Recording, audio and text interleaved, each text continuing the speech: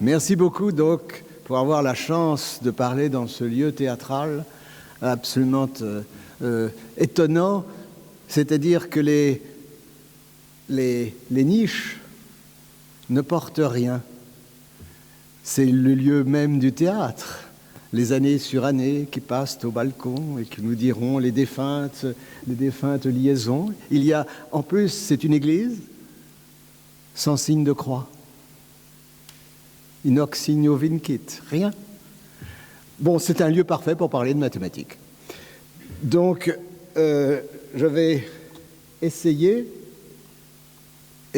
de gloser avec des images, de gloser sur le thème qui nous est donné, le désir d'un objet mathématique, avec une violence très nette qui s'est effectuée entre deux mathématiciens, dont je vous montrerai les portraits, mais ce n'est pas ça l'importance, et dont je vous dirai les paroles. C'est rare que l'on puisse donner la parole à des mathématiciens. D'habitude, on montre leurs objets. Ils ont fait telle intégrale, ils ont réussi telle courbe, ils ont inventé telle théorie, mais on ne leur donne pas la parole. Connaissez-vous une parole mathématique, j'entends, de Descartes? Ou connaissez-vous une parole mathématique d'Einstein? Nous connaissons ce qu'ils ont fait, ce qu'ils ont dit, la relativité, etc. D'Einstein, au fond, pour les mathématiques, nous connaissons surtout une langue tirée face aux journalistes. C'est quoi la relativité? Bien, donc moi, ce que je vais essayer de faire, en utilisant comme technique, j'appelais ça une technique, cette idée de désir d'un objet. Et c'est une courbe. C'est un historien des mathématiques qui en parle et qui montre délicieusement dans une affaire de désir, en tout cas presque de désir érotique, puisque la courbe dont je vais vous parler est intitulée par cet historien des mathématiques du XVIIIe siècle, Étienne Montucla, l'Hélène des géomètres. Hélène, ça dit quelque chose un peu bizarre quand même comme courbe, mais quand même cela va permettre de parler autour de quelque chose. Le premier mathématicien qui présente cette courbe, ce n'est pas le premier qui l'a trouvée. Le premier qui la présente, c'est donc celui dont je vais vous montrer le portrait. Alors pourquoi je le fais dans le sens? Voilà, c'est lui. C'est un moustachu. Il s'appelle Evangelista Torricelli. Il est né pas très loin d'ici, à Faenza. L'ennui, c'est qu'il a laissé tous ses manuscrits là, et qu'en 1940, il y a eu quelques problèmes, 44, pardon, il y a eu quelques problèmes, une bombe est tombée et nous avons perdu les manuscrits de Torricelli. C'est un homme qui a un intérêt tout particulier, en ce sens qu'il a été le dernier secrétaire particulier de Galilée. Il l'a assisté juste avant sa mort. Galilée, je le rappelle, est un personnage qui est mort en prison. Même si on appelle ça une retraite dorée, quand même, c'était la prison, c'est-à-dire qu'il n'avait pas le droit de sortir ni de publier. Et Torricelli, dans ses relations avec les autres, dans ses relations avec la France notamment, représente, pour lui, c'est un moyen de sortir d'une certaine forme de ce qu'a été l'Italie du XVIIe siècle, qui est quand même une Italie, comme le dit Fernand Braudel, qui se rétrécit, qui ne s'ouvre pas sur le monde, à cause d'une certaine forme d'incompréhension de l'Église catholique par rapport à un certain modernisme. Donc voilà le personnage.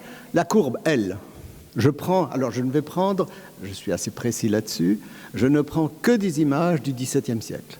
Ceci est paru en 1644, ce que vous voyez en haut, et c'est l'objet dont je vais parler, un objet qui a plusieurs noms. Cycloïde, trochoïde, roulette en français.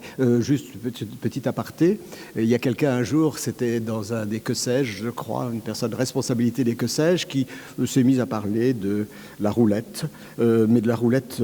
comme visiblement la personne en question n'avait pas lu, la roulette, ça vous fait penser au casino. Donc elle a parlé du fait que la courbe permettait de gagner certaines martingales. Bon, la roulette. Vous la voyez. En fait, il y a une technique. La courbe que vous voyez, c'est celle que décrit quand le cercle roule sur la droite. Et si vous prenez un point sur le cercle, vous voyez, le cercle monte et ça redescend. Vous voyez aussitôt, c'est une question, est-ce que ça se sent que ce dessin est faux? Que se passe-t-il? Que se passe-t-il au bord en A et B? Regardez, vous avez votre cercle qui avance, vous voyez? Les tangentes au bord doivent être verticales. Torricelli, c'est pas bien, a fait quelque chose qui prouve que c'est dans sa tête qu'il a fait des mathématiques, pas dans l'expérimentation. Et c'est là une des belles questions de ce XVIIe siècle. Est-ce que la mathématique est dans le monde? C'est-à-dire, est-ce que je peux faire quelque chose expérimentalement? Et ce qui est reproché à Galilée, c'est d'avoir tenté quelque chose qu'un euclidien n'aurait jamais dû faire, c'est-à-dire prendre un cercle en carton, le faire rouler sur un plan, et là, si vous faites ça, avec un petit trou dans le cercle pour bien dessiner, et là, vous assure que c'est droit. Un autre auteur que je vais utiliser, qui est Blaise Pascal, qui décrit la courbe. Alors, Blaise Pascal, c'est l'homme qui sait tellement bien parler, tellement bien, qu'on est ébloui et on n'arrive plus à accrocher à ce qu'il dit. Il faut relire 2-3 fois. Alors je vous lis. La roulette, c'est cette courbe, est une ligne si commune. Il écrit ceci en 1758, la courbe dont je vous ai montré est en 1658, la courbe que je vous ai montrée est de 1644 et a été trouvée sans doute en 1638. La roulette est une ligne si commune qu'après la droite et la circulaire, il n'y en a point de si fréquente. Et elle se décrit si souvent aux yeux de tout le monde, je répète, il parle d'une courbe que quasiment personne n'avait vue. L'évidence. Et elle se décrit si souvent aux yeux de tout le monde qu'il y a lieu de s'étonner qu'elle n'ait été point considérée par les anciens. Ils sont idiots, les anciens. Enfin, c'est la violence du texte, dans lesquels on n'en trouve rien, car ce n'est autre chose, maintenant on passe à ce que vous devez voir, car ce n'est autre chose que le chemin que fait en l'air, le clou d'une roue, quand elle roule de son mouvement ordinaire, depuis que ce clou commence à s'élever de terre, jusqu'à ce que le roulement continu de la roue les rapporter à terre, après avoir un tour entier achevé. Maintenant, parole de mathématicien brutal, supposons que la roue soit un cercle parfait, le clou un point dans la circonférence et la terre parfaitement plate. Supposons que ce dont je vous parle n'existe pas. Donc voilà la description de la courbe dont je veux vous parler et de ce qu'en a fait Torricelli. Donc voilà, petite astuce aussi, ce que vous voyez, les traits en pointillés, c'est une invention de dessinateur de la fin du XVIe siècle, début du XVIIe siècle. Et vous ne trouverez jamais un pointillé chez Euclide, ou chez Archimède, ou chez Apollonius, même dans les textes rapportés. C'est une affaire que vous pouvez faire automatiquement. C'est une affaire que vous pouvez graver.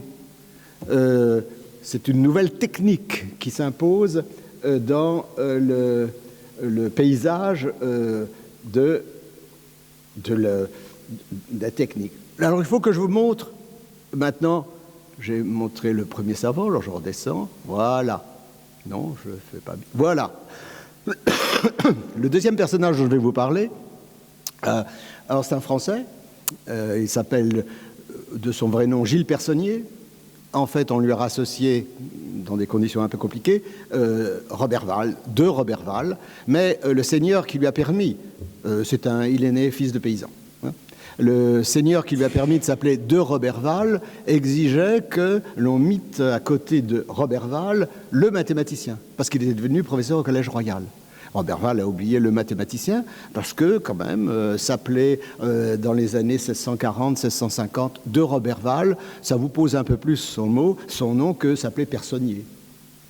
Pire, on met en français personne.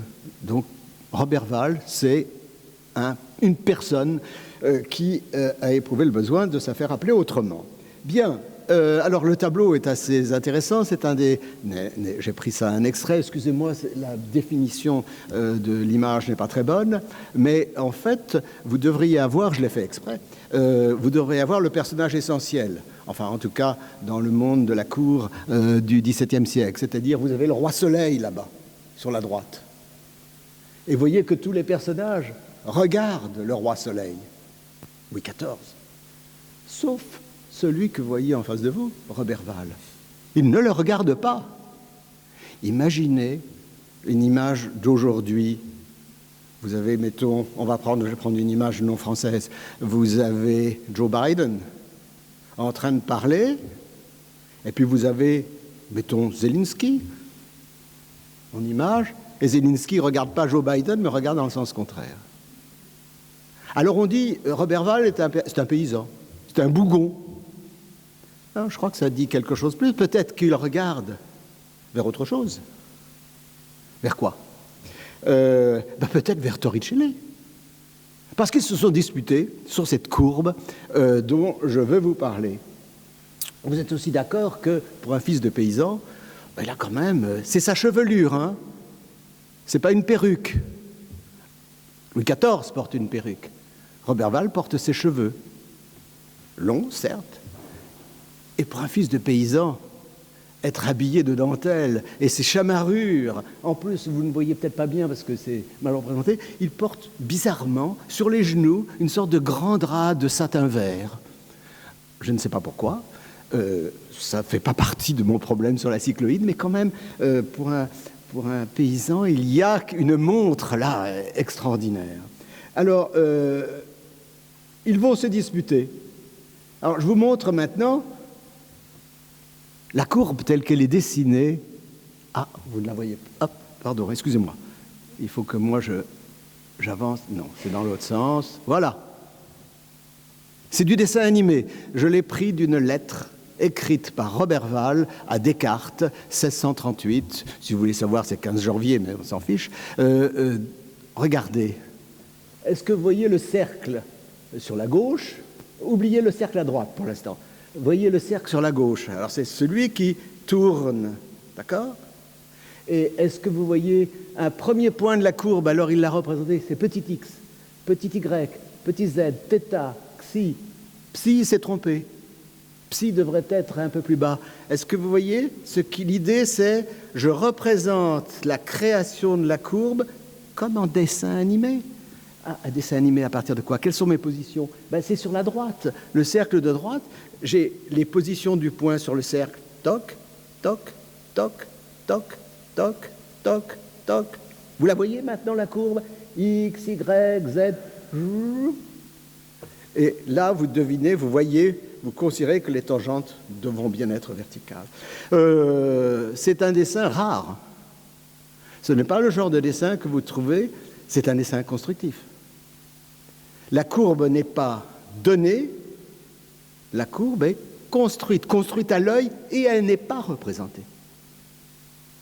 La continuité, le chemin continu, c'est vous qui devez l'imaginer. Voilà cette affaire. Alors, je vais vous montrer aussitôt deux images après. et parler de la façon dont... alors, pardon, c'est ici. Voilà, mes deux images. Hop. Non, il y en a une. Voilà. Alors, vous me dites, ça c'est atroce, c'est les matheux. Non, c'est assez facile. Est-ce que vous voyez le cercle, j'ai besoin de le représenter, qui tourne, je peux le représenter par n'importe quoi. Un petit bout de cercle, je n'ai pas besoin d'avoir le cercle tout entier. Vous voyez la courbe, c'est cette qui fait arche. Alors, dans cette affaire-là, ce sont deux dessins de Roberval qui donnent deux propriétés, quand je dis a priori, les propriétés ne sont pas a priori, mais deux propriétés qu'ils démontrent. La tangente en un point quelconque de la courbe, donc on va prendre le point E, et en plus il fait volontairement, non pas une erreur, mais il vous montre qu'il y a une approximation. Le point E, il est à l'intersection de trois courbes. Il y a une droite, il y a une autre droite, il y a le cercle. Et il vous montre bien qu'il y a un petit vide là. N'empêche qu'il faut passer à la limite, comme on dit. Et il vous montre que c'est ça. La tangente à la courbe cycloïde au point E, elle s'obtient comme diagonale de ce que vous voyez. Alors, il ne faut pas dire un parallélogramme. C'est un rhombe, c'est un losange. Ben oui. Pourquoi? Il y a deux mouvements. Regardez, je tourne. Donc, il y a un mouvement qui tourne, puis j'avance. Et c'est ça, rouler sans glissement sur le sol. C'est que le mouvement qui tourne a la même vitesse. Oh, vitesse, ça c'est pas poli en maths. Ça n'existe pas la vitesse en maths. Ben oui, mais enfin, quand même, on peut y aller. La même vitesse que ce qui avance. D'où losange. Ici et là, c'est égal. Clac, j'ai la tangente. C'est évident. Avec presque plein. Ah oui. Sauf que vous avez fait une violence considérable à Euclide. Vous parlez de vitesse, un point qui se déplace. Ce n'est pas... Vous tuez même toute la stabilité de ce qu'est un raisonnement géométrique. Deuxième point, deuxième image, c'est en dessous. Alors vous me direz, on n'a jamais vu ça. Sauf qu'aujourd'hui, vous voyez la courbe qui est... Je suis obligé de prononcer le mot actuel, qui à l'époque ne se prononçait pas, qui sinusoïde. À l'époque, Roberval emploie le mot compagne de la cycloïde. Ce qui pour nous est l'évidence n'est que quelque chose qui est adventice, quelque chose que j'ai inventé et qui va devenir plus important. Roberval est le premier à faire ça. Alors maintenant, je continue mon explication, il faut quand même que je fasse avec Torricelli. Voilà ce que fait Torricelli. Il prouve, alors, quand même que je vous dise ce qu'il prouve, j'ai prouvé la tangente, maintenant on va faire un tout petit exercice de vision purement. Ça peut se démontrer, mais c'est de vision. Est-ce que vous êtes d'accord avec moi que la courbe que j'appelle sinusoïde, là qui monte de A, N, O, L, B, elle divise en deux parties égales, deux parties d'aires égales, le rectangle qui est construit sur AD, vous voyez le point D, et DB, c'est deux fois le rayon. Quand il y a une courbe qui fait ça, il y a un petit bout en haut, un petit bout en bas, ça donne égal. Bon, ça peut se démontrer facilement, ça. Enfin, relativement facilement. Bon, mais maintenant, autre chose. Est-ce que vous voyez cet objet bizarre, cornu, on peut dire cornu, qui est entre la cycloïde et puis cette courbe-là? Eh bien, ce que l'on peut montrer facilement, c'est que chaque fois que vous prenez une droite horizontale, mettons, vous prenez KO. Vous voyez, je prends dans cet objet cornu, vous pouvez montrer que KO est égal à LN. Donc, l'objet cornu est fait de droites que j'ai déplacées, de segments, qui sont tous égaux à des segments de cercle. Bon, alors, si j'ai des segments, si je prends des pièces de monnaie à la place de mes segments, je les empile, puis je les tords un peu, le volume de cette affaire-là que je torde ou le volume cylindrique, c'est la même chose. Donc, l'aire de l'objet cornu, c'est la même chose que l'aire d'un demi-cercle. Ça y est, j'ai trouvé l'aire sous les cycloïdes. C'est trois fois l'aire du cercle générateur. Ça se voit. Grâce à quoi? À l'invention de la courbe compagne qui est un sinus sur lequel je peux faire les choses. Au contraire, vous voyez bien que j'oppose rhétoriquement. Oh, c'est toute une histoire pour que Torricelli marque la même chose. Ce dessin qui est fait est pour marquer la même propriété. L'air sous la cycloïde est égal à l'air, à 3 fois l'air du cercle. Vous voyez aussi que Torricelli, là, il accumule les fautes. Vous voyez que en A, c'est même pas vertical la tangente. Elle est oblique dans l'autre sens. Vous le voyez. Bien, pour faire de la géométrie, on peut raisonner sur des figures fausses. Bien, alors, où veux-je en venir? Eh bien, réaction assez vive de Roberval. J'ai dit, Torricelli a ses figures 1644 dans son Gra Geometrica. 1644. Vous avez vu les figures données par Roberval, c'est 1638. Alors Roberval s'étonne. S'étonne que Torricelli donne des propriétés de cette cycloïde, alors qu'il n'avait aucune raison d'en donner, d'où ça vient. Et alors, il dit à haute voix, violence. Mais comment se fait-il que ce que je vous ai donné, il parle à Descartes, il parle à Mersenne, en France, ce que je vous ai donné se retrouve, sous un autre nom en plus, se retrouve chez Torricelli. Vous lui en avez parlé? Vous lui avez dit ce que j'avais fait? Et lui, il prétend, il ne me cite pas, il prétend que c'est de moi. Même objet, violence de qui a inventé. Vous lui avez passé le mot. Vous m'avez plagié. Imaginez, l'un est à Florence, représentatif de l'école essentielle galiléenne. Une école qui est en marge quand même, qui est officielle aux yeux de l'Europe, mais qui n'est pas officielle aux yeux de l'université. On n'enseigne pas Galilée, ni en Sorbonne, ni à Oxford, ni dans d'autres pays. Et vous lui avez passé. Et alors, l'enquête maintenant, juste, il n'a pas tout à fait tort, Roberval, j'ai une preuve. Je suis le détective qui peut sortir. Il y a une lettre envoyée, c'est le pire, envoyée par l'élève de Roberval. Roberval fait un cours au Collège Royal, 1640 sans doute, 41. Prends des notes. Il s'appelle François Bonneau du Verdu. Et puis en 43, François Bonneau du Verdu fait partie de la suite de l'ambassade de France qui vient à Rome pour essayer de discuter avec le pape sur différents projets. Enfin, il n'y a rien de mathématique là-dessous, c'est autre chose. Et surtout pas parler de Galilée. Et il envoie une lettre. Alors je vous remontre. Ah pardon, j'ai 2 appareils. Je vous remontre cette image-là parce que vous avez la sinusoïde. Regardez la lettre qui est envoyée. Hop. Vous la voyez, la sinusoïde?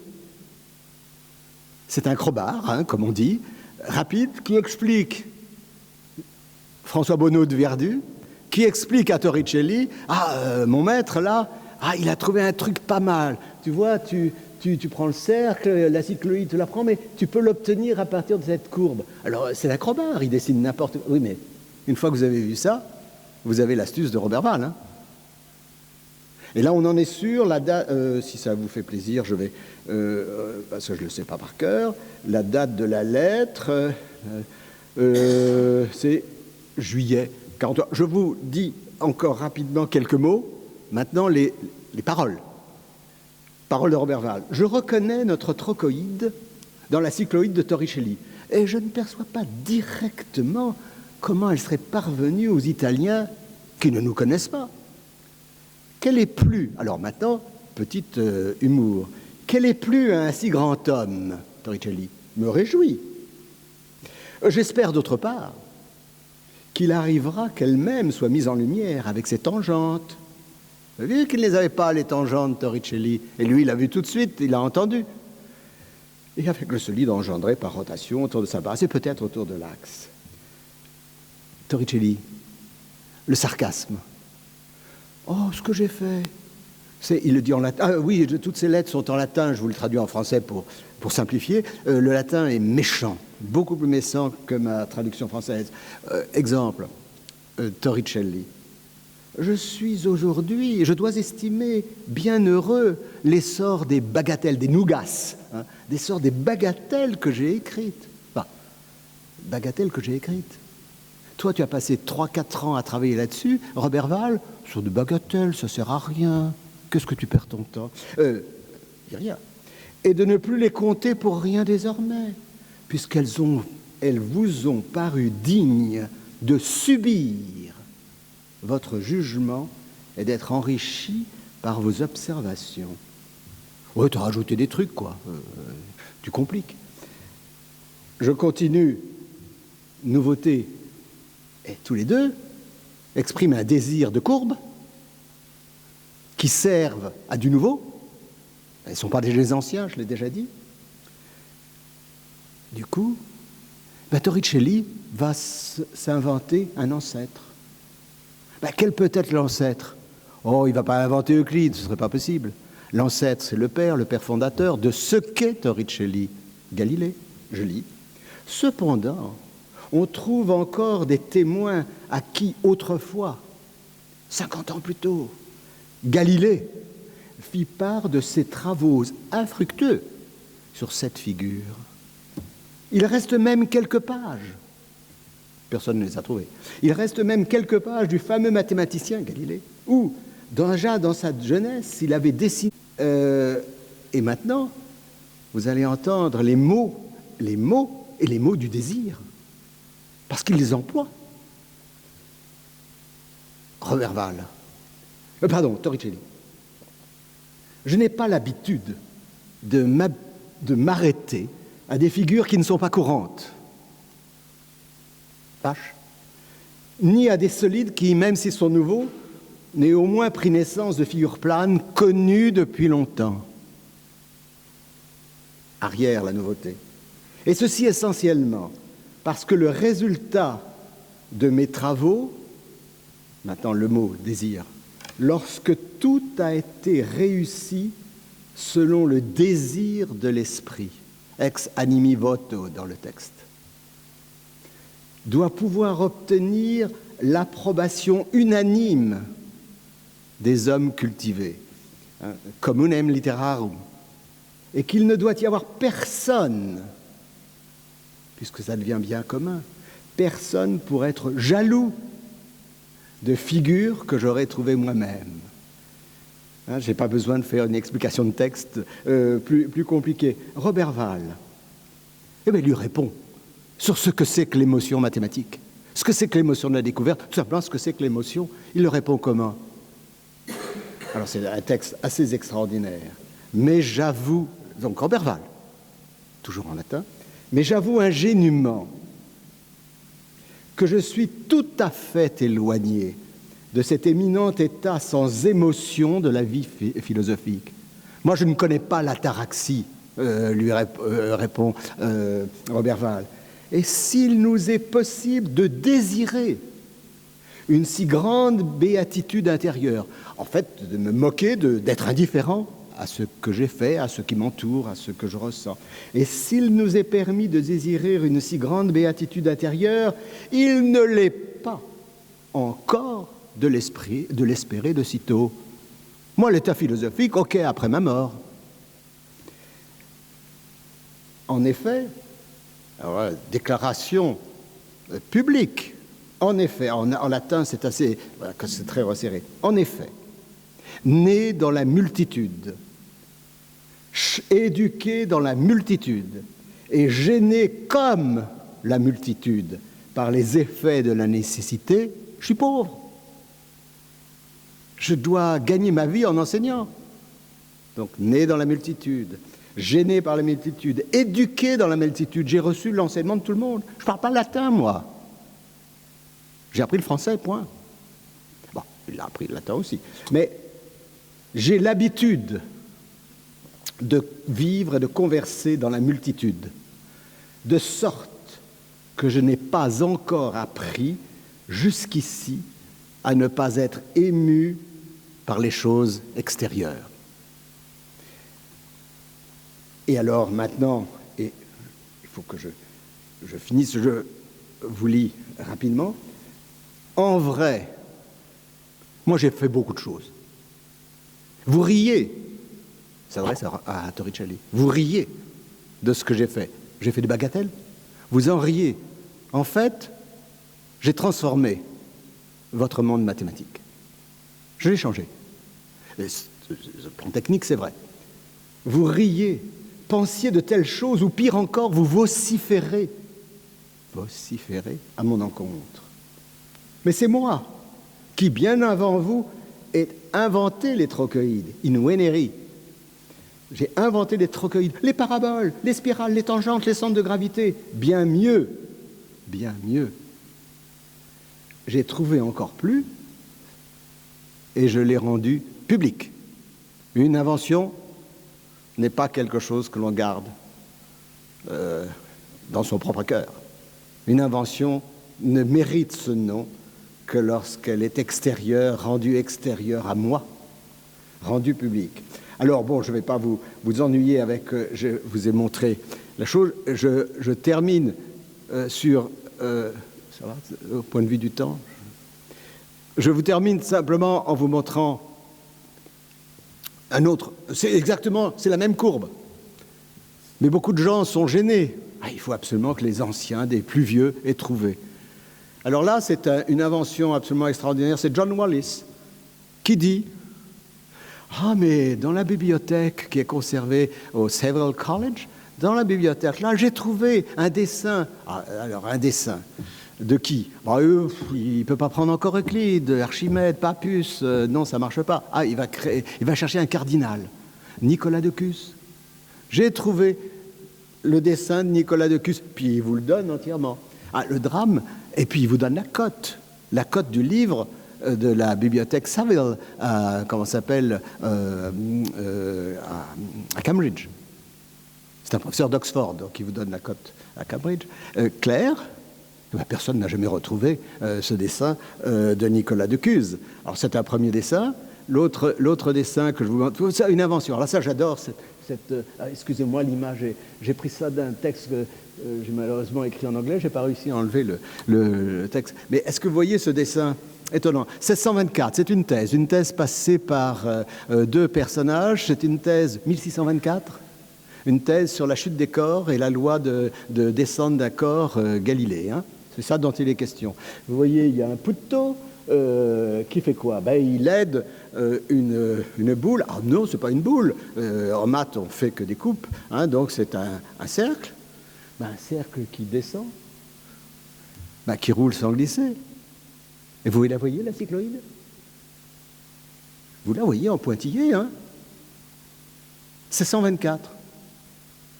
Je suis incapable de dire si celui qui fait ce dessin, je connais son nom, c'est Gregorius Assanto Vicencio, ça ne sert à rien de connaître son nom et de ne pas savoir si... Il n'en dit rien, parce qu'il fait du baratin magnifique, d'ailleurs, autour de cette thèse.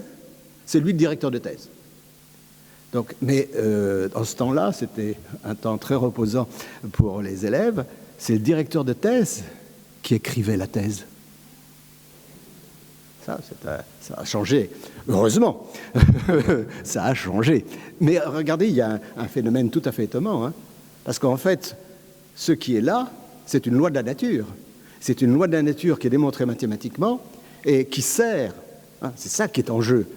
Ce n'est pas dit dans cette figure-là, mais dans l'ensemble des textes autour, c'est ce qui est en jeu de dire, je peux vous prouver que votre conception du fait que la Terre ne tourne pas est stable, est aussi idiote, pas plus, mais est aussi idiote que de dire que la Terre tourne.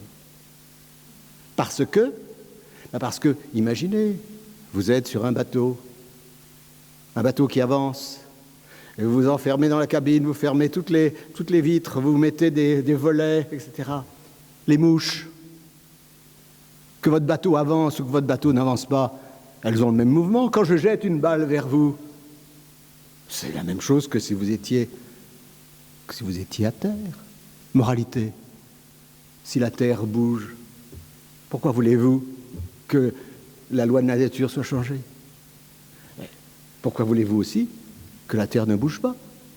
Votre idiotie, votre fermeté, votre aristotélisme, si vous voulez, est aussi bête que mon imagination. Donc, alors, à partir de la cycloïde, voyez le genre de problème, bien entendu, paroles de mathématiciens qui ont été prononcées. Je vous montre une dernière, je suis désolé, je fais mal. Je vous montre. J'aime bien parce que tout ce petit monde-là a travaillé. C'est bizarre qu'ils aient travaillé sur le coup. Là, je l'ai pris exprès. C'est un texte de Pascal de 1658. Vous la voyez, la cycloïde.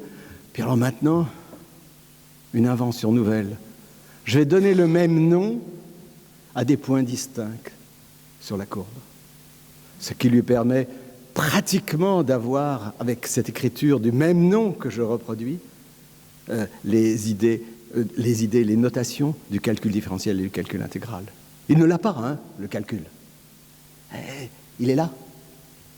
Il est en appétence devant cette affaire-là. Donc 1658, ce dessin. Et, excusez-moi, la dernière... Ah oui, alors là, quand même, je vous ai parlé de la sinusoïde. Ceci est le premier, c'est un apax, au sens propre. C'est le premier dessin qui ne sera jamais reproduit. Le premier dessin de la fonction sinus.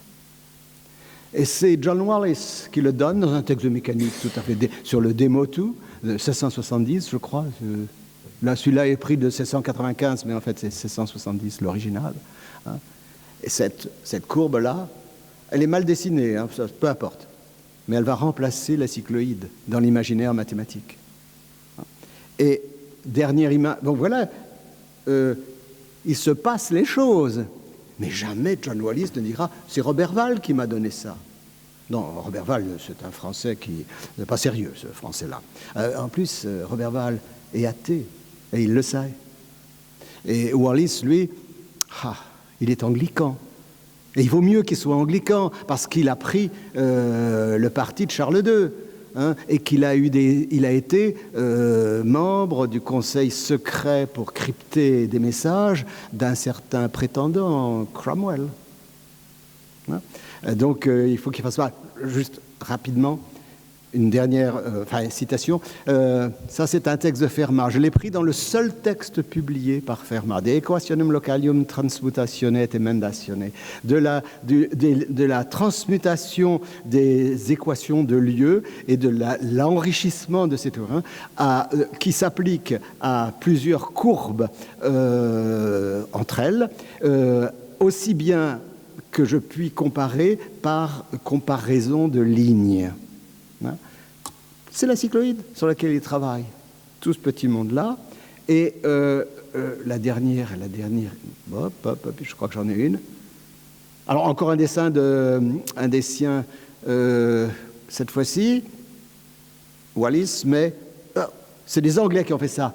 Proportio Domini Reine Angli, hein, la proportion de Monsieur Reine, anglais, qui a démontré à Claude Milon, c'est un Français, le 26 janvier 1659, la proportion Roberval Torricelli compte plus, c'est un anglais.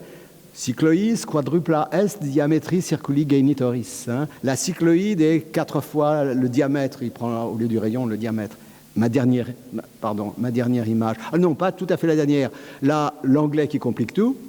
Vous voyez la cycloïde là-haut avec tout son arsenal de choses qui ne servent à rien, mais c'est toujours le problème des gens qui viennent après. Hein, bon. Là, c'est une magnifique dessin de Roberval. En fait, il démontre, alors c'est ça le fond de l'affaire, hein, il démontre que je suis capable de calculer la longueur d'un arc quelconque de cycloïde. Ça y est, le calcul différentiel est là. J'ai une des grandes méthodes. Et je ne peux que citer Leibniz. Vous voyez le même dessin, la cycloïde, vous la couvrez de l'autre côté, le cercle, presque rien.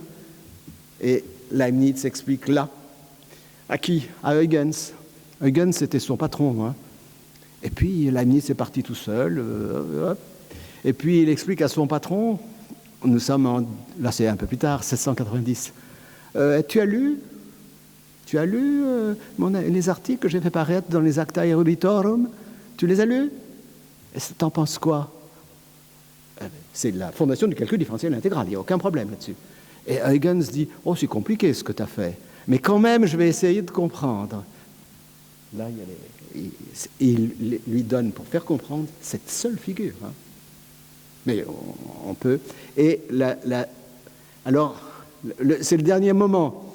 Je l'ai pris la traduction en français d'un texte de Newton. Ah, il fallait bien que j'ai parlé de Leibniz. Si je ne parle pas de Newton, on va m'accuser encore de je ne sais quel anti-anglicisme, anti-britannique, pardon. C'est la. Vous la voyez la cycloïde, mais elle est renversée. Vous la voyez? Puis vous la voyez en bas. Et qu'est-ce que je fais? J'ai un truc comme ça là. Je prends 2 cycloïdes que je mets côte à côte. Puis je prends une corde. Ma corde, je la mets en s'appuyant sur la cycloïde. Est-ce que vous voyez que ça fait un pendule? Le pendule est isochrone par cette propriété de la cycloïde. Donc, c'est la terminaison, en quelque sorte, de tout un mouvement de pensée. Chez Euclide, j'ai dit qu'il n'y avait pas de vitesse. Il y a encore moins de temps. Je ne prends aucun temps pour raisonner en géométrie. Je vois, je dis, c'est fait. Là, la cycloïde, le nouvel objet, c'est ce qui permet de mesurer par la géométrie le temps. C'est dans l'Horologium Oscillatorium c'est la dernière image.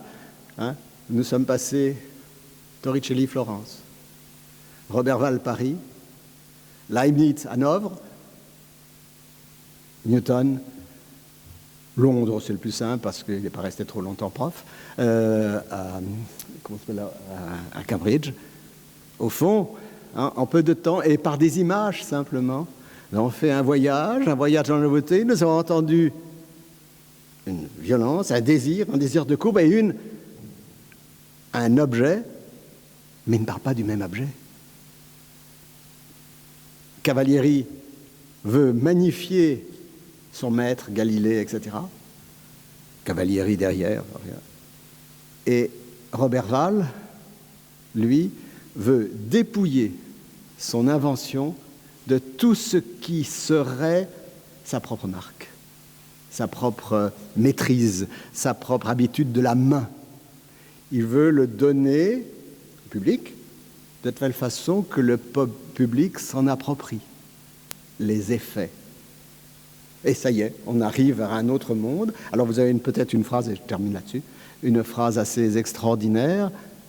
Elle est d'André Weil, concernant ce que signifie trouver. C'est pour les mathématiques, je crois que ça s'applique à peu près à n'importe quoi, même trouver un poème ou trouver une île mystérieuse. C'est une fois que vous avez senti le souffle métaphysique de votre découverte, vous pouvez le souffle, le confier au silence du tombeau que sont les manuels. C'est une phrase assez extraordinaire et qui est une phrase violente. Nous, profs, nous n'opérons que sur les tombeaux. Voilà. Donc voilà, en quelques mots, des simples réflexions avec des paroles rarement, je crois, en tout cas rarement dites, et quelques figures, ce que j'ai eu la chance de pouvoir exprimer ici grâce à cette rencontre de Senigallia. Je vous en remercie à nouveau. Merci.